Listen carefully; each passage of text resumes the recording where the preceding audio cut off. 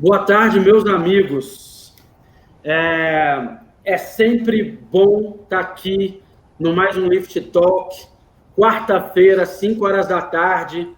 A gente tem mantido esse horário, né, para a gente ter essas conversas com o ecossistema, para a gente poder conversar um pouco com as pessoas interessadas em inovações tecnológicas e financeiras.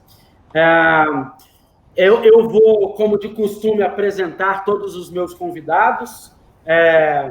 A gente já está ficando mais esperto, né? Então, assim, a Ângelo do Mapa, o Silvio do Banco Central, o Isaac Dago, já está tudo no nome, mas daqui a pouquinho eu apresento formalmente todo mundo. Esse é um Lift Talk, esse não é mais um Lift Talk, não, porque mais um parece que a gente está, né, nessa sequência, mas esse é um Lift Talk super importante. O Lift Talk faz parte do ecossistema do Lift, né? Que é esse laboratório de inovação financeira e tecnológica, essa iniciativa coordenada pelo Banco Central e pela Federação Nacional das Associações dos Servidores do Banco Central, a FENASBAC. Então, para mim é um prazer enorme. A gente está, salvo engano, no nosso 14º Lift Talk. A gente já está passando aí 20 mil visualizações na somatória dos vídeos. Esse é um canal muito bacana para a gente conectar com as pessoas interessadas aí nessa conversa de inovação financeira. A gente sempre tem um grupo firme e forte aqui com a gente, né, para a gente poder debater. Hoje o tópico é o impacto da inovação financeira na economia verde. Na agricultura sustentável, né? Na preservação do meio ambiente, nessa junção aí, que é, para mim, diga-se de passagem, a melhor ideia. A gente, né, não separa os termos, fala de economia verde, entende que essas coisas estão juntas. Mas já estou entrando no tópico, deixa eu apresentar as pessoas antes. A gente está aqui com convidados muito especiais, o José Ângelo Mazilo. Ele é secretário adjunto de política agrícola no MAPA, no Ministério da Agricultura. Ele é engenheiro de produção pelo FRJ, né? Tem bacharel em Direito na Estácio de Sá, no Rio de Janeiro. Ele tem mestrado em Finanças na PUC Rio. Não preciso nem explicar que ele é carioca, né? Nessa sequência, é um carioca. E pós-graduado em Economia em George Washington, na Universidade George Washington, nos Estados Unidos.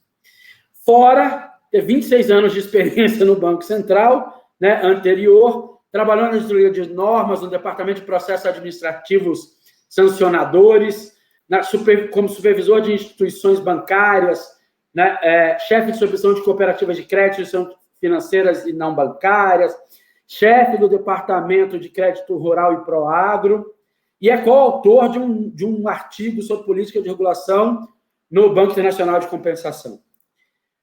O currículo vai longe, passa por expert do FMI. Se eu for falar currículo aqui, a gente tem que marcar uma outra data só de currículo dos nossos convidados de hoje.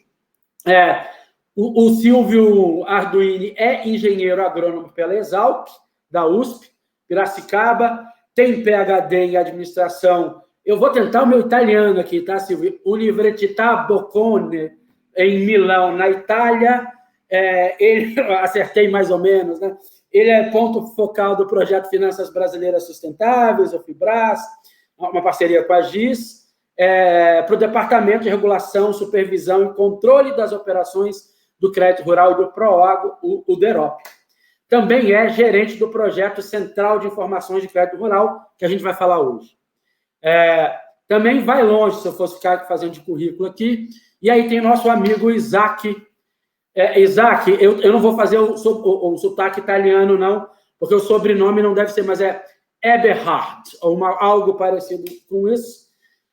O Isaac, ele é CEO e cofundador da Agro, né? Um dos projetos selecionados no Lift Lab esse ano. Mas eu vou inverter a ordem do Isaac. O Isaac é agricultor e apicultor. Começa por aí, né? E aí, nas horas vagas, ele é cientista de dados, geoengenheiro, engenheiro agrônomo e mestre em ciências da terra e doutor em engenharia. Para gente conversar sobre né, o impacto na inovação financeira na economia verde, não podia ter um grupo melhor de pessoas aqui. Dessas coisas, né, que Isaac também fez, ele tem passagem pelo PNUD, pelo Instituto Internacional de Desenvolvimento Sustentável, e lá vai conversa, mais artigo publicado do que todo mundo que eu conheço, né, nessa vida. Vamos lá. Antes da gente ir direto, né, e conversar sobre esses impactos, eu vou fazer uma pergunta para os três. Normalmente eu abro a nossa conversa assim. E aí, à vontade para vocês responderem. Todo mundo aqui é extremamente qualificado para essa fala de inovação financeira, regulação, impacto em agro e meio ambiente. Minha pergunta é, quem aqui já pegou enxada? Quem aqui fez reforma de cerca, né? Quem aqui quase perdeu o dedo tentando consertar uma colheitadeira? Quem aqui, né, plantou uma agrofloresta? Então, assim, ó, qual é a relação que vocês têm lá na ponta, no mundo real? Bora, meus amigos. Deixa eu começar por aqui, então, Rodrigo. Agradecer a oportunidade e dividir um espaço de fala desse nível no cenário nosso brasileiro. Para contar um pouco só rapidinho em relação ao histórico no agro de verdade, lá no campo, não só essas atividades, como, por exemplo, arado de boi e outras coisas, e tirar mel, que não é muito bonito, mas não é uma tarefa tão fácil, tem que acalmar as abelhas, vamos dizer assim, já tiveram no currículo aí até os anos 2002, 2003, antes de começar a trabalhar no setor. Então a gente sabe um pouco da experiência que os agricultores fazem todos os dias para garantir a nossa alimentação, a nossa produção, para exportar e tudo mais. Um pouco dessa paixão de trabalhar nesse setor tem a ver com isso.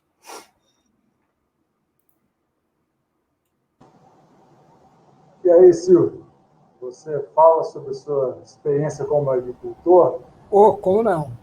Né? Assim como o Isaac, eu também já tive as minhas colmeias de abelha, cuidei muito de abelha, tomei muita ferroada também. Então, né, sabemos do que se trata. Peguei na enxada com uma certa frequência, né? E nos tempos recentes na fazenda dos amigos, né? E fui extensionista rural também, meu primeiro trabalho depois de formado. Então, tive lá em contato com os produtores, na realidade, lá do oeste do mar, né?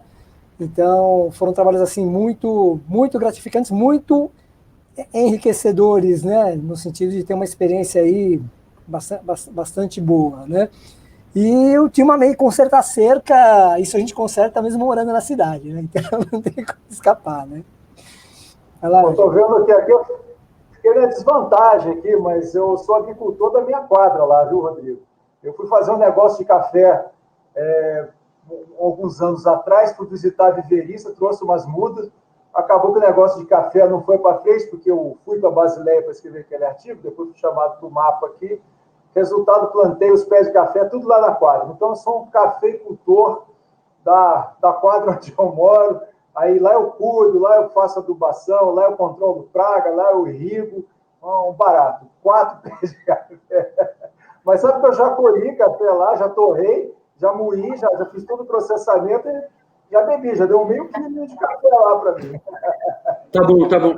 Já é conexão suficiente. Por falar em conexão... eu vou entrar na conversa, não é papel do moderador entrar, mas eu tenho 2 orgulhos na minha vida de formação. Eu sou barman formado pelo Senac, e 2, eu tenho meu certificado de inseminador pelo Senar. Então, também vocês estão mexendo, entendeu? Com inseminador aqui, não é pouca coisa, não. Vamos lá. Pessoal já passando por aqui, dando um abraço enorme. Lucila Simão, a diretora executiva do Instituto Fenasbac, mandando um abraço para todos, especial para o Ângelo. Pessoal da Agri aqui, né, marcando presença. Bacana. Bom ver vocês todos aqui. Vamos cair na conversa, então. Assim, ó. Existem algumas estimativas de que o agro brasileiro, né, precisa de pelo menos 100 bilhões de dólares de crédito de capital de giro. Vamos falar em dólar, né? Vamos fazer uma conversão rápida. A gente está falando de mais de 500 bilhões. Não sei quando a pessoa vai ver esse vídeo, mas atualmente a gente está falando mais de 500 bilhões. Então, a minha pergunta para os três é: como é que a inovação financeira faz esse crédito chegar no tempo certo, no custo certo e para a pessoa certa?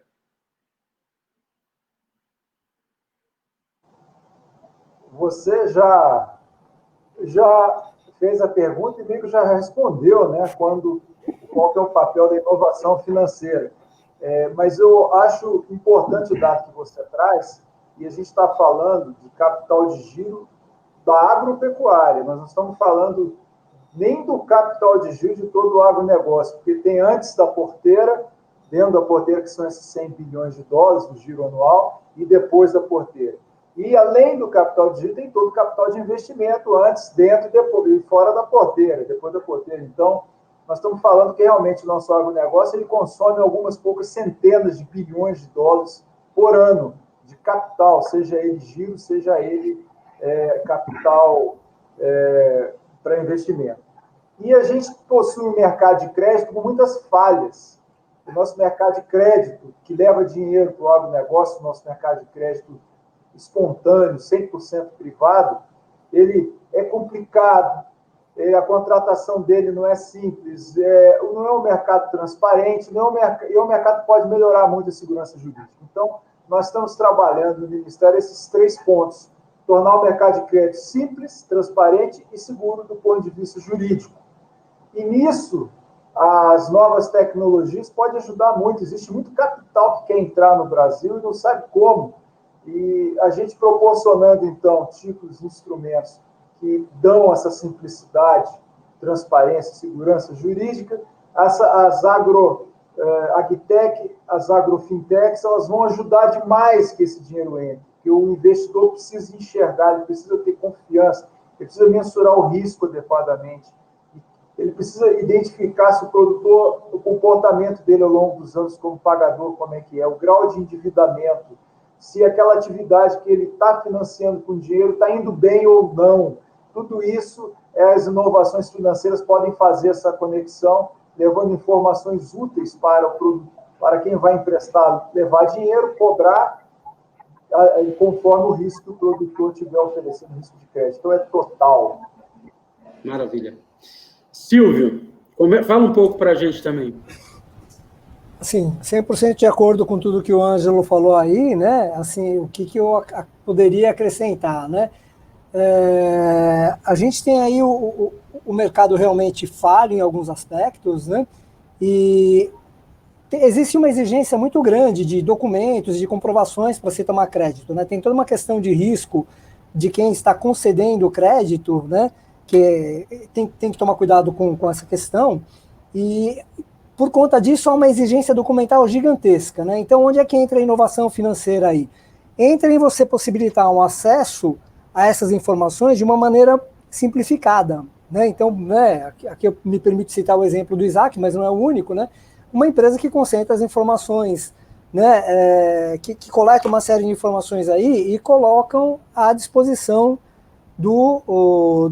tanto do concedente de crédito quanto do tomador, né, uma forma de centralizar essas informações aí e conseguir facilitar toda essa acumulação de documentos, né? Só antecipando um pouquinho, né, um assunto que a gente vai debater mais profundamente depois, né, tem toda a questão que o Banco Central está regulamentando, está abrindo a possibilidade agora, que é o sistema financeiro aberto, ou Open Banking, né, na terminologia em inglês, né, que isso aí também já vem, né, ao encontro de facilitar o acesso ao crédito, né? Porque o tomador de crédito vai ser o dono das informações dele, e com isso ele vai poder compartilhar essas informações com quem ele bem entender, né? E tudo isso por quê? Porque existe uma intermediação tecnológica, uma interface tecnológica, uma inovação que é bastante grande aí nesse campo, que vai facilitar o compartilhamento dessas informações e o acesso exclusivamente para aquelas pessoas que o tomador de crédito quer conceder. Então tem um respeito à privacidade, uma agilização dos processos, tudo isso daí. Então, assim, para começar isso, né, e sem contar todos os outros aspectos que a gente tem em termos de inovação, que são o acompanhamento da produção, o acompanhamento do fluxo de pagamentos de quem tomou, se a pessoa é boa pagadora ou não, e aí não limitado a créditos produtivos ou de comercialização, que seja, né? Então é um campo vastíssimo aí. Eu vou parar por aqui para não falar demais.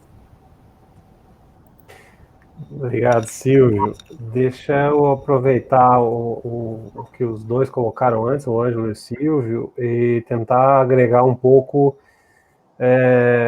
do que a gente percebe no médio e longo prazo da economia do Brasil e do mundo. A gente está indo meio que uma tendência de pelo menos nos próximos 3 a 5 anos, a gente vai ter taxas de juros muito baixas globalmente. Isso vai propiciar, primeiro que vai criar uma busca pelos investidores por oportunidades com melhores rendimentos. A gente está falando de mercados que tradicionalmente tinham 5%, 6% fora do Brasil, que estão indo a 1% ao ano, ou às vezes 0%. Então você vai abrir portas para oportunidades de capital, desse tipo de perfil de capital de investidor de mais longo prazo, que ajuda a construir coisas no agronegócio. E no agronegócio brasileiro, que é um dos mais fortes, isso é mais do que evidente. Então essa mudança que o Silvio colocou, a mudança que o Ângelo colocou em relação à legislação, em relação às formas de preparar todo o ambiente para o negócio, provavelmente a gente vai ver um cenário em que a gente vai desbloquear muito recurso, inclusive uma coisa que era meio utópica, com grande participação internacional, e que pode ser, inclusive, um canal de vendas também, pode ser associado, a inovação financeira pode abrir as portas para os canais de vendas, ou seja, quem pode financiar pode ser quem está comprando o produto. Isso pode ter implicações na economia brasileira para os próximos 30 anos. É muito legal ver esses movimentos e ver esse avanço nesse sentido. Silvio? Complementar dois princípios fundamentais aí na questão do crédito, né?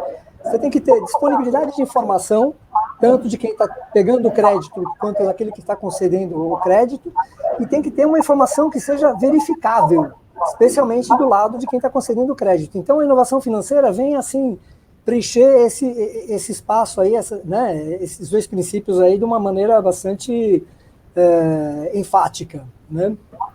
É por aí, Rodrigo. Bacana. Eu gostei, porque Ângelo, Silvio e Isaac, todos eles se seguraram. Só essa pergunta era assunto de 3 horas, né? Então, mas pode deixar que a gente vai desdobrar essa conversa aqui. Mandar mais outros abraços. Jorge Leonel Godinho, lá de Porto Alegre, dando um oi para a gente. Nosso presidente da Fenasbac, o Paulo Stein, mandando boa tarde, estamos time de primeira nessa tela. Diz, bom rever o chefe Ângelo. Aqui, ó. Paulo Stein, nosso presidente, Ângelo, mandando um abraço especial para você, para a gente continuar essa conversa. Tem algumas coisas importantes acontecendo agora em relação à regulação, né? E economia verde de forma geral. Então, a gente está...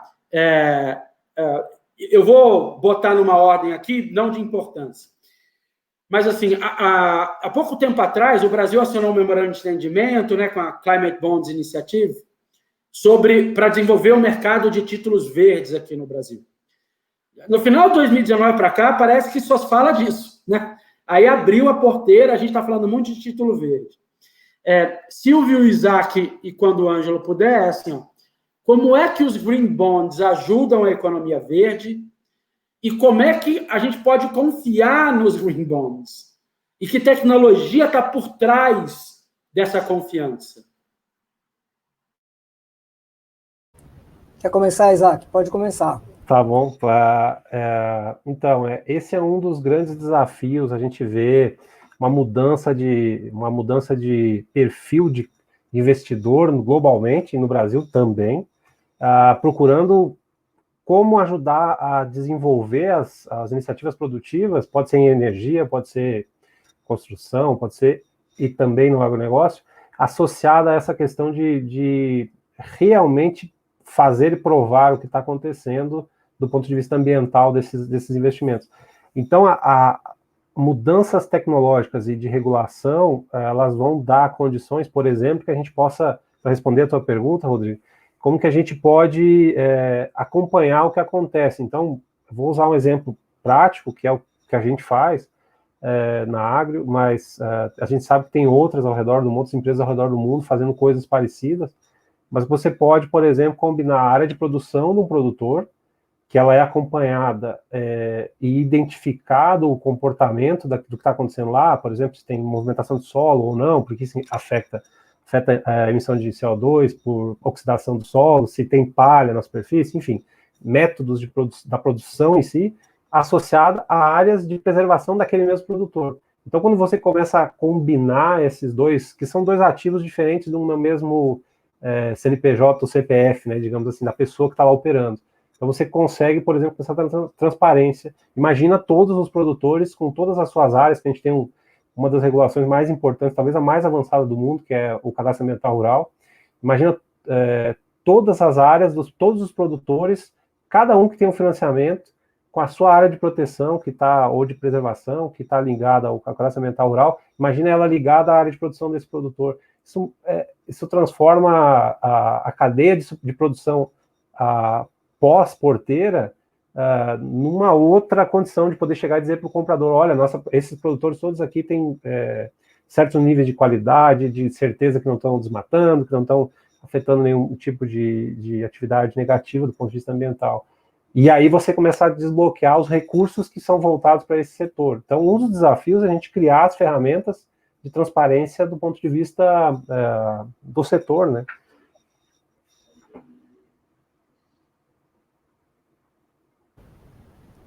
Então, vou falar, tá, gente? Bom, como que os green bonds, né, ajudam a economia verde, né, e como confiar nos green bonds. Então, assim, só para citar, né, além do acordo com a CBI, que o MAPA firmou esse memorando de entendimento, né, a GIZ, a Agência de Cooperação Alemã, firmou também um acordo com o Ministério da Economia e com o Banco Central para o desenvolvimento de um arcabouço legal e para o desenvolvimento de um mercado de finanças sustentáveis no Brasil. Tá? Então, o Banco Central já vem participando dessa iniciativa, que tem muita intersecção com a iniciativa da CBI. Inclusive, nós temos tido algumas conversas com a CBI aí para auxiliar a gente aí, que daqui a pouco eu detalho um pouquinho mais. Né? A questão central, tanto nesse aspecto, nesse acordo firmado com a GIZ, qual que é? Mitigação de risco climático. Tá? E a mitigação de risco climático passa diretamente pela emissão de gases de efeito estufa. Né? E, assim, a principal fatia, a contribuição do Brasil na emissão de gases de efeito estufa vem da questão do desmatamento. Tá? É onde a gente tem a contribuição mais pesada no sentido negativo. Tá? Então, toda a questão de green bonds, né, os green bonds hoje em dia, aqui no Brasil, majoritariamente foram emitidos para para financiamento de energias renováveis, né, para reflorestamentos, né, com finalidade da indústria de celulose, né, e de lenha. Então, o que a gente tem aí? Né? A gente tem uma preocupação para reduzir emissão de gases de efeito estufa. Então, os green bonds vão financiar, né, essas atividades de uma maneira bem direcionada. Tá? E assim, o que o green bond também está trazendo, assim, o que se tem observado aí no mercado, né? Que o investidor verde, ele está disposto a abrir mão de até 0,5% do rendimento em relação a um título convencional para financiar uma atividade que ele acha que é correta, que vai ter um impacto grande aí né, na mitigação dos riscos climáticos. Né? E o resto da pergunta, né, é quanto de tecnologia está envolvida nesse processo. Então, aí entra naquela questão da verificabilidade da informação prestada. Né? Então, com toda a tecnologia que a gente tem hoje de satélites, né, e aí seja ela por sensores de luz não visível ou luz visível, imagem, coisas do tipo, e referenciamento por coordenadas geodésicas, né, tudo isso aí permite que você verifique se de fato aquilo que a pessoa declarou que estava fazendo está sendo efetivamente feita. Né? E tudo isso aí de uma forma muito acessível, muito prática de se conseguir. Tá? Eu acho que é por aí. Ângelo. Puxar o Ângelo específico. O Ângelo tem para falar muita coisa sobre Green Bonds, eu sei, mas deixa eu botar mais uma camada em cima, Ângelo. Recentemente, a MP do Agro foi sancionada, transformada em lei, né? E aí tem mais essa camada de regulação com a economia verde. Como é que ela vai desburocratizar acesso ao produtor rural ao crédito? E, de forma geral, quais são as oportunidades de negócio que apareceram ou estão sendo estimuladas com essas novas regulações? É boa essa pergunta para a gente explicar a finanças verdes, o que ela é. As finanças verdes, elas andam nos mesmos mercados das finanças convencionais. São os mesmos mercados, são os mesmos instrumentos. Basicamente, o que muda é quem emite o título, ou seja, quem capta o dinheiro. Se a pessoa que está captando dinheiro, usa o dinheiro, ou a atividade dela tem impactos positivos no meio ambiente, no ambiente social, e ela usa boas práticas de governança, a dívida que ela vai constituir nos mercados financeiros e de capitais usuais, com os instrumentos usuais, aquele título vai ganhar um rótulozinho de título verde. Então, é uma forma fácil da gente pensar. É evidente que existem alguns títulos que foram criados especificamente para o mercado verde, os créditos carbono, mas o grosso das finanças verdes transitam nos mesmos ambientes financeiros, de sistema financeiro de mercado de capitais, com os mesmos instrumentos das finanças ditas convencionais. Então, tem que ter esse olho para ganhar essa chancela. Tem que ter sustentabilidade, além de econômica, evidente, senão a atividade não se sustenta. Tem que ter sustentabilidade ambiental e social, tudo isso costurado com as melhores práticas de governança. As práticas de governança, até o Isaac já falou, é importante a nossa agropecuária cada vez mais se incrementar do ponto de vista de governança para poder demonstrar, fazer o disclosure, a abertura da sua situação financeira, dos seus procedimentos, do seu gerenciamento, de uma forma, como disse o Silvio Arduini, verificável, e aí sim esses empreendimentos começam a se habilitar a entrar nas finanças verdes, mas o pedágio é a certificação. Então, é lógico que existem pré-condições de governança, mas como é que o investidor na Faria Lima, em Londres, em Frankfurt, vai saber se o dinheiro que ele está emprestando está indo para uma atividade que tem impacto positivo no meio ambiente, na sociedade, no cunho social, se as melhores técnicas de governança estão sendo usadas. Então, existem regulamentos privados feitos por ONGs que dizem, olha, uma atividade para ser sustentável do ponto de vista ESG ou ASG, ambiental, social e de governança, tem que seguir esses quesitos aqui. E uma empresa de auditoria pega na mão esses critérios, vai na propriedade e vê se de fato isso está acontecendo e repete de tempos em tempos esse procedimento. Esse processo de certificação é o pedágio. Tá? O investidor, o produtor rural paga, aí ele vai ganhar o selinho que atende o investidor e o investidor vai colocar o dinheiro, como o Silvio falou, com algum favorecimento. Hoje a gente diz que as finanças verdes levam algum favorecimento em termos de taxa de juros para o produtor rural, mas com o tempo vai ser o único mercado que ele vai encontrar. Não estou dizendo que isso vai acontecer amanhã, mas com cada vez mais o percentual de investimento dos investidores institucionais, o share deles em finanças sustentáveis vai aumentar nas suas carteiras até chegar a quase que 100%. Agora, em que ajuda a nossa MP do Agro? Nossa MP do Agro, como ela vai trabalhar os mercados financeiros, os instrumentos de desburocratizar, vai ajudar tanto as finanças convencionais quanto as sustentáveis, porque é nesse mesmo ambiente que vão ser cursadas ambas as finanças, a verde ou sustentável, a ASG, e as finanças convencionais. Agora, o que trouxe? A gente precisa, a nossa agricultura hoje, tudo que cresce em termos de produção, e todo ano ela está batendo recorde, são excedentes. Então, nós vamos exportar. A nossa produção mata a fome do nosso povo, e do que mata a fome, sobra ainda o equivalente a uma metade disso para exportar. Então, a gente exporta 1/3, 2/3 nós consumimos domesticamente, e todo o aumento de produção vai aumentar esse excedente. Os nossos mercados mundiais, nós temos que entrar nos mercados mundiais. Então, os nossos títulos do agro hoje têm que ter variação cambial.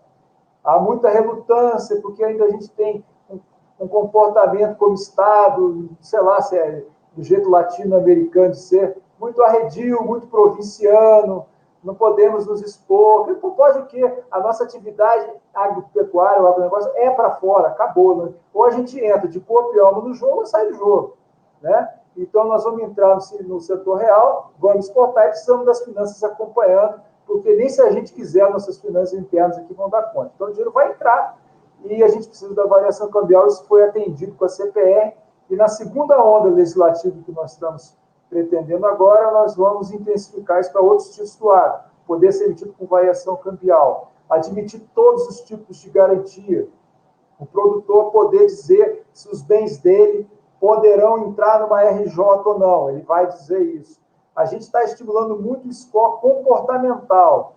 O Isaac, ele comentou aqui, na primeira pergunta, que faltou esse ganchinho, as agtechs podem ajudar muito no score comportamental. A graça de emprestar dinheiro é você olhar para o seu freguês e sacar o grau de risco de inadimplência dele, sem precisar ter índice de garantia de 500% em alienação fiduciária. Isso aí não é emprestar. Isso aí é querer eliminar o risco da operação. A atividade bancária tem risco. A graça do jogo é ter as metodologias para identificar ou mensurar de uma forma precisa o grau de risco daquele devedor. Aí que está a beleza. Você dá informação para as agtechs e a CPR, as novas CPR, os novos títulos, todos registrados, vão ser uma fonte excelente para isso. E aí a gente, quem sabe, vai poder prescindir de garantias reais, garantias imobiliárias, que são difíceis de constituir, escassas e caras para registrar em cartório. Então, essa é a beleza do jogo. Espero ter ajudado aí. Eu falo muito, se eu conversar, eu não paro, eu adoro esse assunto.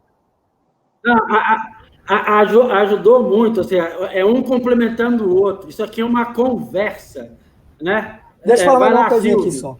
Né, os títulos verdes. Né? Então, o Brasil é um país muito competitivo na questão da produção agrícola. Né? Eu acho que é o setor que o país tem a maior competitividade internacional aí. Tanto é que tem um monte de gente preocupado com a projeção do Brasil. Então, o que está acontecendo? O que a gente vê? A questão das barreiras não tarifárias. Então, aí a pessoa começa a reclamar de sanidade animal, começa a reclamar de origem ambiental, né? Então, o título verde vai acrescentar uma camada de verificação aí que vai facilitar muito a inserção do Brasil no mercado internacional. Então, isso aqui, se foi financiado com título verde, já houve todo um processo de verificação da qualidade da produção, né? Que na hora que eu chegar lá fora, né, eu já vou ter uma camada a mais de verificação em cima da qualidade ambiental do meu produto. Então, isso aí vai facilitar ainda mais a projeção do Brasil aí no mercado internacional. Era isso. Eu queria fazer um complemento. Você quer falar alguma coisa, Isaac? Você ia fazer uma menção de que ia falar? Não, pode. Vai lá, Ângelo. Depois eu... E quanto mais os protocolos para a agricultura forem rigorosos no mundo inteiro, melhor para a gente. A agricultura brasileira é uma agricultura tropical, é uma agricultura que em 1 hectare a gente pega até 3 safras. Começa plantando soja, lá para setembro, outubro, pega a chuva natural, colhe soja, planta o milho junto com o capim, o milho nasce, colhe o milho com chuva ainda, que Deus deu para a gente, vem o capim, raiz profunda, 2,5 metros, até 3 metros chega a raiz de capim, aí você solta o boi lá, ele se alimenta, quando ele está pronto para vender, é hora de plantar soja de novo, com chuva natural. Então, qual país que pode fazer isso? A gente, em 1 hectare, produz o que um país de clima temperado precisa de 2, 3 hectares para produzir. E produtividade, intensificação, intensidade do uso da terra é um dos critérios de sustentabilidade. É menos meio ambiente que a gente precisa ter para produzir a mesma coisa.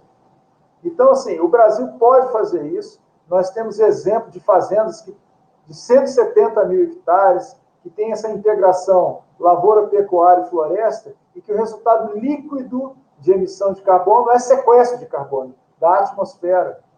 Uma floresta madura, uma floresta já constituída, que não está crescendo, conforme ela cresce, ela tira carbono da atmosfera para constituir a planta. Mas quando ela já está em equilíbrio, ela é neutra do ponto de vista de sequestro de carbono. E uma integração lavoura-floresta-pecuária é negativa. Então, quer dizer, a nossa agricultura faz bem para o meio ambiente quando ela é integrada dessa forma. Ela faz bem para o meio ambiente. E o Brasil é o único país que pode aumentar a sua produção e aumentar a conservação ambiental ainda, porque nós temos 230 milhões de hectares de área de pastagem e lavoura, 60 milhões de lavoura, e a nossa lavoura vai aumentar em área de pastagem, e a tecnologia, já que o Rodrigo fez inseminação, ele sabe muito bem, embriologia, todo o desenvolvimento genético de procedimento, tanto para o gado leiteiro quanto para o gado de corte, vai prescindir dos 170 milhões de hectares que a gente tem, vai se concentrar em 20% disso. Imagina a área que vai sobrar. E dentro disso... Acho que deu uma travada, mas está ótimo, assim, ó. Já falou meu nome, eu entro. Rapaz, piquetinho de 600 metros quadrados, botando vaca leiteira, 28 pequenos fazendo rotação, tirando leite em 3 hectares, e ninguém acredita a quantidade de leite que sai aí, quando você tem a tecnologia correta e intensiva. Mas não vou entrar muito na minha área aqui, não. Isaac, deixa eu aproveitar, o Ângelo já está voltando. A operação de bioma que vai acontecer. A nossa agricultura pode multiplicar seu output. Voltou, Ângelo. Você voltou. A gente está te ouvindo o seu áudio. Mas deixa eu essa conversa vai longe, né? Diga-se de passagem. E aí eu estou lembrando das pessoas que é uma conversa, e aí eu esqueci de fazer uma chamada, assim, ó, façam suas perguntas. A Lívia já mandou uma pergunta aqui, maravilhosa, que eu vou puxar a pergunta antes de trocar o nosso tema.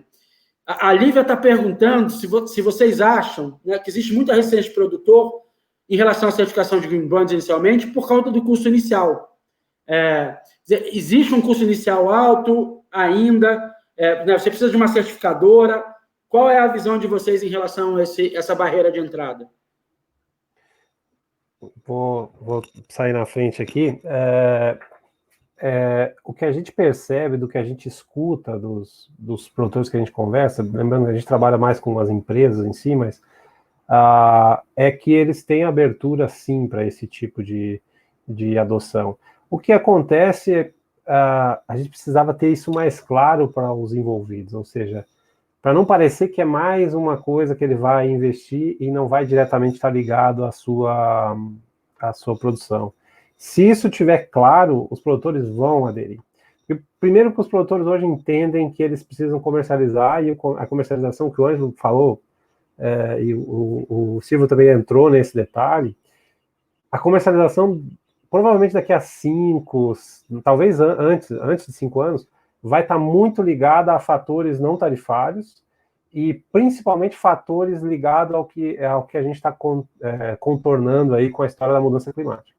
Então, ou seja, desmatamento, boa prática. A gente tem que lembrar uma coisa que não é muito falada, mas os métodos de produção agrícola, no caso brasileiro, por exemplo, plantio direto, o Ângelo passou um pouquinho ali pelo plantio de capim junto com o milho. Isso é um tipo da integração lavoura-pecuária, que é um tipo de plantio direto para a próxima safra de soja, no caso. Em algumas regiões isso é feito durante o inverno e acumula palha no solo. Então você planta uma espécie, depois que você colheu a sua produção, e isso fica como uma cobertura de palha, que é um volume de carbono absorvido, e é uma técnica que começa a tornar o solo negativo em termos de emissão. Então esses tipos de técnicas vão estar no checkbox de quem está importando. A empresa que está importando, levando produção brasileira para o exterior, vai chegar e vai olhar, boas práticas de manejo de solo da área de produção, boas práticas das áreas de preservação, boas práticas do ponto de vista da produção animal. Então, isso é meio que inevitável. O produtor sabe disso, o produtor entende isso e sente isso no seu horizonte. Então, se a gente deixar isso claro, o ambiente dessa nova condição no setor de crédito brasileiro, isso vai ser uma mudança da imagem dos nossos produtos no exterior brutal. E talvez, além de a gente ter competitividade em preço, a gente vai ter competitividade em marca em todos os setores, já que a gente é maior exportador em soja, em milho, em aves, em suínos, em carne bovina, e suco de laranja, e a lista vai adiante. Então tem oportunidades incríveis em cima, e os produtores entendem isso. Sensacional, sensacional. O Ângelo voltou? Posso falar, então? Não, o Ângelo está aqui com a gente, ele só desligou o vídeo, porque ele está com uma questão de conexão, mas o Ângelo não vai embora. Numa conversa dessa, ele não vai embora nunca, amigo. Ele fica até o final. Tá, então deixa eu falar rapidamente aqui, então. né? A questão qual que é, né? Não é que a resistência dos produtores em obter uma certificação de Green Bonds. A questão é que, para fazer uma operação hoje, você precisa ter uma questão de escala, tá? Então, por exemplo, uma emissão de títulos aí no mercado financeiro hoje se faz aí para começar com 100 milhões de reais, 150 milhões de reais. Você emitir um bond, qualquer que seja, não precisa ser bond verde, não precisa ser um título verde, não, tá? Então, precisa de um tamanho. Mesmo que você faça uma emissão conjunta com outros produtores, né, você tem que ter uma certa escala. E aqui eu vou puxar a sardinha para o lado do Banco Central, que é o seguinte. Nós temos o sistema de informações do crédito rural, né, que em breve vai virar o nosso birô de crédito, a nossa central de informações de crédito rural, que nós vamos agregar alguns critérios de sustentabilidade a essas informações. E qual é a ideia aí? É permitir que se simplifique o processo de certificação dos pequenos e médios produtores também, para eles poderem entrar nesse mercado. Que esse mercado né, tem essa questão da escala. Então, com isso daí, a gente vai conseguir diminuir um pouco o nível de exigência, né, e aumentar a facilidade para eles acessarem esse tipo de mercado. Agora, respondendo a pergunta da Lívia, né, realmente, né, a questão é o custo inicial relativamente alto, né, que você tem toda uma equipe de advogados e emissores e etc. para você conseguir emitir um título, né, então isso tem um custo bem alto mesmo e essa questão da escala que dificulta, tá? Basicamente isso. Vamos ver se eu não caio enquanto o equipamento deixar. O produtor está convencido. Ele sabe que a sustentabilidade aumenta o fluxo de caixa dele, como eu comentei aqui com vocês. Para ser sustentável, ele necessariamente vai aproveitar melhor a sua terra, vai aproveitar melhor, vai gastar menos insumo, vai ser mais preciso, vai calibrar onde ele vai jogar insumo, não vai mensurar tudo pela maior deficiência que tem a fazenda dele. Então, existe tecnologia, mais uma coisa que as agtechs podem fazer, é ajudar a calibrar onde que vai ser jogado, em que quantidade, cada insumo que o produtor precisa. Isso aí já... o pessoal do algodão diz que só esse exercício, essa revisão gerencial dos métodos de produção já paga toda a gincana da certificação. Mas outros produtores talvez não tenham a mesma sorte e eles vão querer saber o que eu vou ganhar com isso. Então, essa é a dúvida. E quem vai dizer isso é o investidor. Então, hoje, a lógica que nós temos adotado no mapa, e nós vamos lançar mão disso de forma muito intensa, vou pedir até a ajuda de vocês aqui do LIFT, divulgar para os investidores o nosso agro e vamos nos colocar, fazer uma pesquisa com eles. Já temos os questionários feitos em português e inglês, para atender as idiosincrasias desses investidores e poder levar já um combo fechadinho para o nosso produtor e estimular as contratações do nosso agronegócio. Então, o caminho temos que entender o investidor, ele tem que aparecer, nós temos que procurá-lo, entender o que ele precisa, vamos atendê-lo, dar o conforto em termos de governança, de certificação, e aí levar para o produtor e tentar fechar o ciclo. E esse é o nosso trabalho até o final do ano. A gente já quer ver se faz workshop dessa natureza, colocando frente a frente o investidor, já conhecendo as idiosincrasias dele, produtor sabendo o que ele tem que fazer, e as certificadores que vão viabilizar esse meio de campo para as coisas começarem a acontecer de forma mais intensa.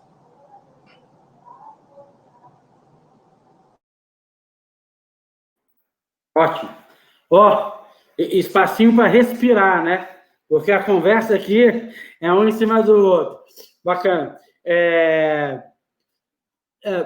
A gente sabe, né, que parte muito importante da economia verde ela está em cima dessa possibilidade de monitoramento dos riscos financeiros e socioambientais, né, de produtores e propriedades rurais.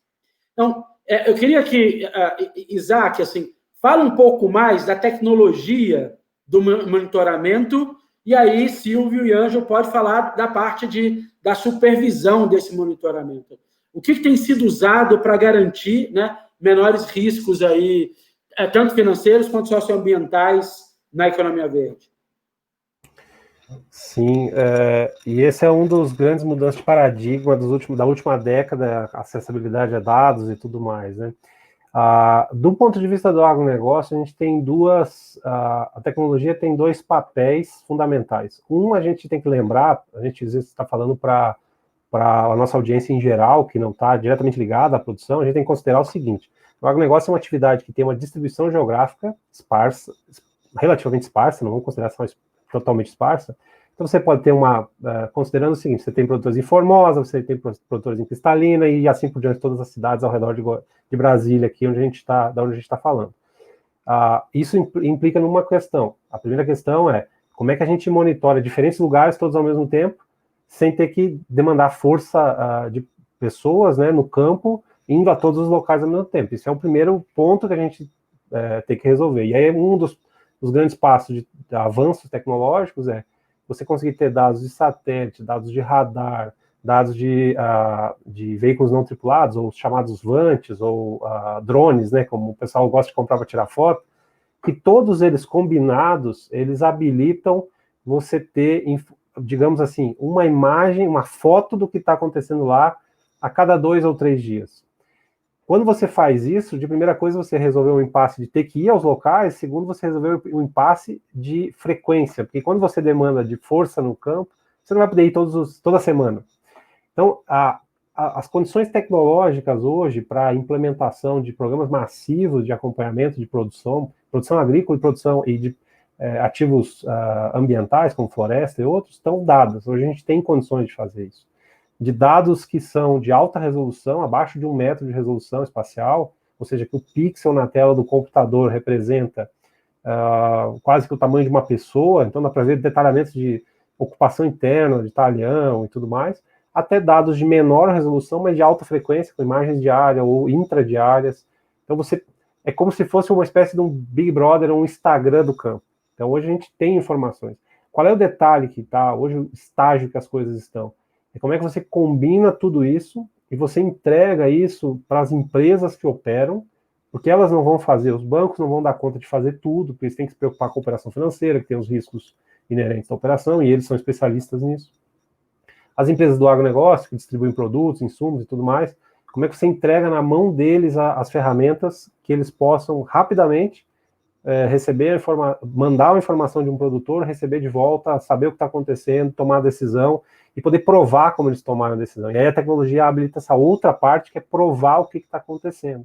Então, um pouco das grandes mudanças, a gente vai ver cada dia mais isso como uma premissa básica do setor. Silvio, e a regulação?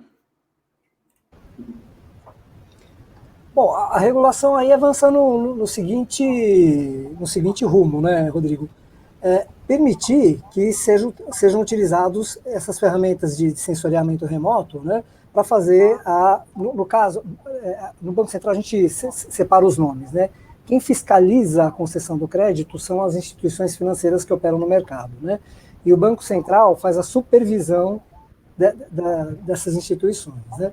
Então, o Banco Central já tem, desde 2015, com validade para operar em 2016, né, já autorizou que as instituições financeiras que operam em crédito rural façam a fiscalização das operações por intermédio de ferramentas de sensoriamento remoto, tá?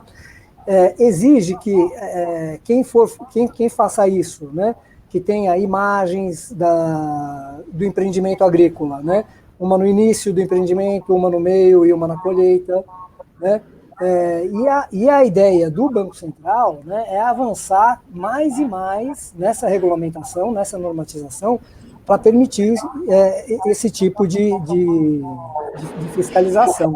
Tá? Porque a gente sabe que isso aí tem um ganho para as instituições financeiras, um ganho de custo, uma redução de custo considerável, porque ela não tem que mandar um técnico para lá, né, não tem que deslocar uma pessoa, e aumenta muito também a capacidade de fiscalização. O alcance, né, dele se multiplica com o mesmo volume de recursos investidos. Tá? Então, é mais ou menos por aí. Eu queria fazer um comentário rápido, porque, de fato, o funding da nossa agropecuária, ela tem 3 grandes fontes. Tem mais ou menos um terço daquele giro que a gente comentou no início. Um terço recurso próprio do produtor, que ele usa o dinheiro dele para giro. Um terço vem o crédito rural, vamos dizer, oficial, que é esse ao qual o Silvio está se referindo. É o crédito rural que tem uma equalização, uma subvenção do governo, tem um controle estatal, tem um tabelamento de juros, uma obrigação do sistema financeiro colocar na agricultura, grosso modo 1/3, e outro terço é crédito genuinamente privado, aberto pelas trades, pelas distribuidoras, pelas agroquímicas, empresa de insumo, que usa CPR, né? Então, quando o Silvio fala de que está facilitando os bancos fazerem a supervisão, é para o crédito oficial chegar mais barato e menos burocrático para o produtor rural. Então, isso é uma perna desse tripé, né? Mas, hoje, quem for emprestar, usa a tecnologia que quiser. Se for emprestar, é dinheiro seu, privado, 100% privado. Aí, a importância, de novo, das agtechs de fazer com que o produtor tenha conforto na mensuração de risco para quem ele está emprestando e até da própria fiscalização. Se ele está emprestando para fazer um determinado plantio, com tudo isso que o Isaac falou hoje, é fácil acompanhar se a lavoura está tendo sucesso ou não, se vai existir algum indício de inadimplemento ou não a partir do maior insucesso, vamos dizer assim, da atividade empresarial que está sendo financiada. Isso aí é totalmente livre. O que é balizado em termos de supervisão, né, que o Silvio falou, é o crédito oficial. Só esse esclarecimento aí. Falou? Maravilha. Para variar, não deu tempo. Estamos com 51 minutos de conversa, né? Esse é o mal, essa é a maldição do Lift Talk. Quando dá 50 minutos de conversa, a gente desespera porque acha que ela está começando, né? Então, eu vou trazer uma última pergunta, e esse é um Lift Talk que a gente vai acabar bem certinho no horário, porque nós temos colegas aqui que já vão sair de uma conversa para outra ao vivo, então a gente vai ser bem preciso. Então, assim, ó, a Daniela está trazendo uma pergunta que cabe... eu vou primeiro deixar Ângelo, Silvio, e depois vou pedir a versão do Isaac, mas é uma resposta de, no máximo, 2 minutos cada um. Assim, ó, como é que o MAP e o Banco Central veem as agtechs, as agfintechs, e o que eles fazem para se aproximar e estimular a inovação que essas startups trazem? Pela ordem que você sugeriu, eu vou dizer o seguinte, nós montamos aqui, na verdade, uma base de dados com todas essas startups que podem levar inovação financeira para o agronegócio. A SPA, a Secretaria na qual eu trabalho, é o lado financeiro. Então, é crédito, modelo de crédito, é seguro rural, é gestão de risco, é instrumentos de gestão de risco, e logística, como colocar o produto mais rapidamente, encurtar a distância entre a produção e o consumo final. E nós temos uma base de dados enorme, eu converso muito com essas startups, e a SPA também coordena as câmaras temáticas e setoriais. Nós temos 36 câmaras temáticas e setoriais. As temáticas tratam, por exemplo, de assuntos transversais, agricultura orgânica, crédito, infraestrutura e logística, insumo, seguro. Então, nós temos essas câmaras temáticas. A nossa ideia agora é fazer grandes webinários, workshop, onde nós vamos nos dirigir para todas essas startups e selecionar quem que quer apresentar os seus produtos, em que pode ajudar nesses temas, nessas câmaras, e quem sabe o Lift não ajuda a gente nessa intermediação, especialmente no crédito ou naquilo que ele quiser, no crédito, no seguro. Então, nós vamos dar muito patrocínio institucional, ligar as pontas e fazer aquela torcida para os negócios florescerem, ajudarem no agro e ajudar as novas tecnologias também.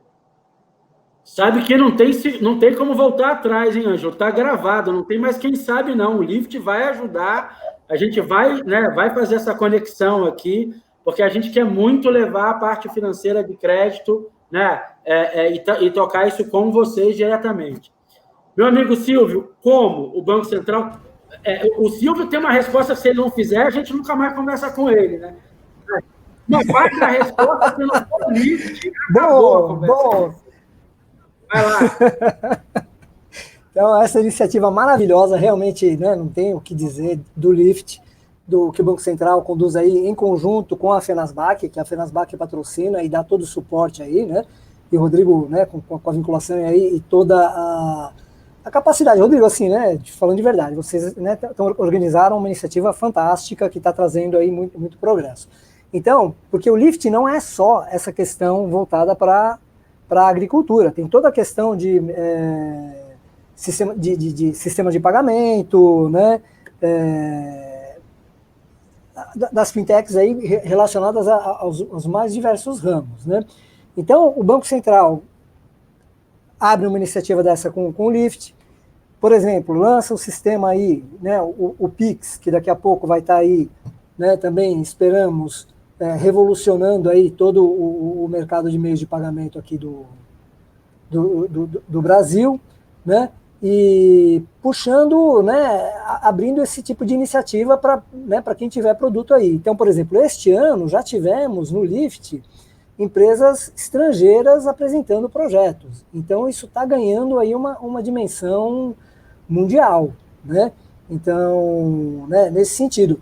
Também toda a questão da resolução da abertura do sistema financeiro aberto, né, o Open Banking, isso aí é uma porta de entrada, é um convite para as agfintechs, para as fintechs, para eles entrarem nesse mercado aí, sem ter essa questão de barreira de escala, né, de barreira de entrada. Então, tudo isso aí tem também um objetivo, que é aumentar a competição no mercado financeiro, que isso está declarado lá na agenda do presidente do Banco Central. Então, isso né, é por aí que o Banco Central tem caminhado nesse sentido. Que maravilha. O Silvio é um super parceiro do Lift Lab. A gente sempre agradece a presença dele em todos os projetos. Ele até falou uma coisa que é verdade. Quem ouve isso aqui vai achar que, né, pela primeira vez o Lift é de AgFintech. Não, mas é porque é uma hora que a gente se interessa muito. Vou aproveitar e mandar um abraço para o pessoal da Brain Ag, que está com um projeto super bacana também, que é o do Farm ID, rodando lá, bem legal. E, Isaac, vou passar a bola para você, que é o seguinte, essa é a opinião deles. Você que está na ponta, né? Você que não é um regulador, você que é um founder, um fundador, como é que você vê, né, a proximidade dos reguladores, do MAPA e do Banco Central, em relação à inovação e como isso tem afetado o teu mercado? Isso a gente vê claramente as iniciativas por mudar o ecossistema. Se pegar a resolução 4427, por exemplo, do MAPA, acho que o Ângelo esteve participando, o Silvio conhece bem, que é a definição de poder usar para monitoramento de contratos públicos com recursos do Tesouro, dados de satélite, outras coisas, para outras tecnologias para acompanhar os contratos, em 2015, muito antes do que está se falando hoje. Os movimentos do Banco Central, do MAPA e do governo em geral, ele vem sendo consistente no sentido da inovação. Um dos grandes pontos, por exemplo, se a gente considerar todo o cadastramento hoje ligado ao Sicor, enfim, toda a infraestrutura são muito diferentes. E isso abre as possibilidades para as empresas, tipo que a gente tem, como a Agrio, poder começar a operar. Porque, caso contrário, a gente estaria num ambiente sem as condições de uma empresa nascente, com pouco recurso, com uma equipe pequena e sem condição de atuar. E isso não é verdade. Você tem as condições de um espaço para atuar, você tem o ambiente propício para a inovação e você tem um setor sedento por mudança. Então, acho muito salutar e tomara que a gente adote isso nos outros setores também, não só os ligados ao setor financeiro. Maravilha. Você vê que daqui já nasceu a parceria MAPA, Lift, Banco Central, Fenasbac, a gente já vai correr e garantir o nosso. A gente acompanha a CVM, SUSEP, né, com os processos de sandbox, a gente tem visto muito regulador influenciando a inovação que a gente adora.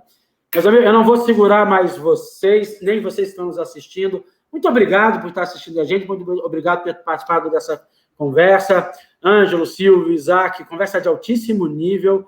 Sim, isso aqui é gravar e guardar, porque fica marcada aí não só a intenção, mas tudo que vocês já fizeram por esse espaço de economia verde. É só agradecer. Eu vou desligar a gente aqui, dando um tchau para todo mundo. E, mais uma vez, obrigado. Paulo Stein, Lucila Simão estavam aqui com a gente lá do Instituto Fenasbac, da Fenasbac o tempo todo. Abração para vocês. Até mais. Obrigado.